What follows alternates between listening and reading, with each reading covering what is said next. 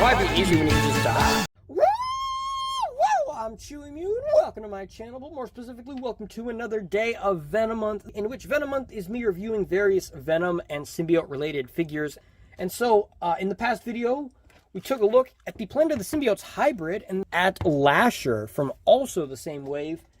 And I don't have his packaging, but I do have the packaging for a hybrid here. And just so you could like get a taste of what it would look like if, say, you were to see this guy brand new, it would look something like that. And these package boxes are huge. And he had the tentacle, or one of the tendrils, and it fell off. I was gonna glue it in, but then I just forgot. But I put it away in a box so it's safe. I could probably glue it in, but I'm gonna leave it off for now. You know, here you can see like on the crotch there, it is actually sculpted. If we zoom in more, you can see it's sculpted there. The black outline is actually sculpted on and painted. It's painted pretty cool. It has like a black speckle. It looks kind of like they like spit black paint onto it, you know. It looks like they squirted black paint on instead of like, you know, like dry brushing or wash or anything. And I think it looks pretty cool. Like I said in the other two videos, this was like at the time when ToyBiz was making 5-inch scale figures.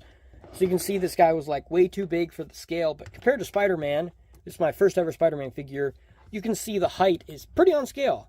Lasher is not like one of the big symbiotes like Venom. He's like around Spider-Man's height. This one doesn't, but it looks cool, you know, like the head sculpt, the details are sculpted on. He kind of has like the Todd McFarlane style eyes, like way more narrow. They look really good. Like, imagine if there was like a black suit Spider-Man that had like this kind of head sculpt. I would kind of like that. Oh, you know, it also kind of reminds me of like Spawn eyes a little bit. Very cool looking. And in the comic book, he's a much darker green. Like, this green is close to the same, but then the rest of it is like a much darker color green. He has like the ratcheted waist, which he didn't have a gimmick that used it, so it's just kind of weird. But like his stomach, if you look at his six-pack, he should be like that, but he's always either like that or like that. You can't have his body completely straight, because the ratchet, there's like a ratchet right here, so you can't get his body completely straight, which is kind of annoying because he's always off to the side. But, you know, it's not that big of a deal because you could have him, like, pose at an angle or something. He's got really big claws here. He has these things that come out, which is also interesting. Another interesting thing is he has pins here, and they're like a transparent white plastic. But then the shoulder pins here they're metal. They used to use metal pins and stuff for some figures that had, like, these kind of shoulders. I don't know why, but here on the elbow and the knee, they use plastic, like almost translucent kind of pins, which is kind of interesting. On the bottom of the foot here, it says 1996 Marvel made in China. The other foot says ToyBiz Incorporated. But as far as this figure goes, it looks pretty cool. Unfortunately, the only real paint is on like the torso, the crotch, and then the head, and on the back as well. But the legs, I mean, never mind. The legs do have like you can see like the black speckling on the back of his legs there and on the arms. But, like, everything below the elbow, I mean, I take it back. Like, okay, so he has paint in a lot of places, but it's mostly, like, the black dot speckling. But he doesn't have, like, any, like, detailed paintwork, like the chest or anything, for example.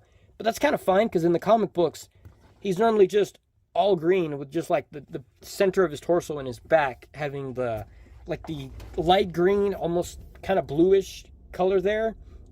And he does have tendrils. In the comic book, he has tendrils, which is why he's called Lasher, because these like lash at people, you know. Unfortunately, like I said, one of them is missing, but you could like as a kid's toy, this would be pretty fun as a kid's toy, you know, like you can swing those back and like he's hitting Spider-Man, like take that Spider-Man or whatever, you know. But overall, I think it's pretty cool looking figure though. Of course, articulation is limited, which let's take a look at the articulation here. So you can rotate the head all the way around. The arms go all the way up, and these ones were loose. On both of them, no, never mind. This arm was loose, so I put glue dots to tighten it. But they go all the way up. They rotate all the way around. They do bump into these tentacles. Also, he's got an axe, like, spike coming off of his elbow there. Rotation here on the waist, which is very clicky. You can hear that. The legs rotate all the way around. Unfortunately, they're, like, at a weird angle, so he can't kick straight forward. You can kick him out, like, to the side. But it's not like he really has a lot of articulation, so the most posing you're going to get is like, basically you're going to keep his legs in a position and then adjust his arms, head, and torso. And then like a joint in the knee, which is pretty good double or single bend. I always say double joint because I'm so used to it. Single bend in the knee, which has like better than 90-degree range, so that's pretty cool.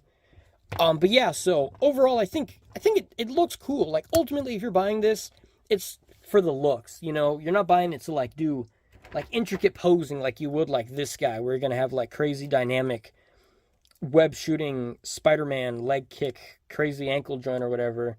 You're buying this for the sake of this, you know? Like, you're not buying it for posability. If you want posability, your only choice is the Pizza Spider-Man repaint of this guy, which I just made a Hasbro custom of it, so I can have, like, a Hasbro version. But this one, this is still really cool. It's way more stylized than Hasbro's Pizza Spider-Man version. And he's kind of big and bulky compared to, like, Spider-Man. He's not just like a skinny Spider-Man body. He's like a big, beefy boy. Similar to Venom. Venom came second, so this guy kind of copied his body a little bit. Keep moving him off camera there. Whoa.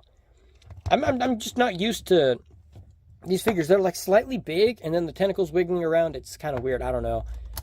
Because normally I have the camera closer up because the figures are like, they're like smaller, so they're like up here and you can see the details. Whereas if I put them here, you're like, see the chest. I'm not going to use it. Kind of like how Hybrid comes with this like squishy like alien thing and this weird thing, whatever you want to call that, which they're not useful or anything.